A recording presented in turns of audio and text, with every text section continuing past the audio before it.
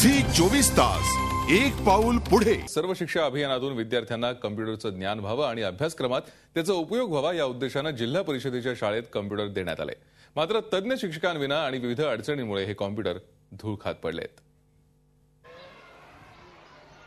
ही आहे नाशिक जिल्ह्यातील चांदवड तालुक्यातील दरेगावची जिल्हा परिषदेची प्राथमिक शाळा। इथं पहिली ते 7वी पर्यंत वर्ग आहेत।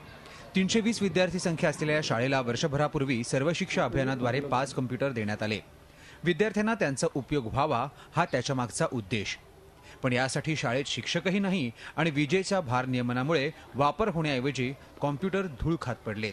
तज्ञ शिक्षक वगैरे काही जिल्हा परिषदेने दिलेले नाही, त्यामुळे ते शिकवण्यासाठी जिल्हा परिषदेने एक तज्ञ शिक्षक द्यावा, कारण या शिक्षकांकडून ते काहीच शिकवले जात नाही मुलांना। काही विविध सर्वेक्षणांच्या कामांमुळे शिक्षकांकडे म्हणावा तेवढा वेळ नसतो। त्यात MSCIT कोर्सच्या माध्यमातूनही जुजबी माहिती दिली जात असल्याची शिक्षकांची तक्रार आहे।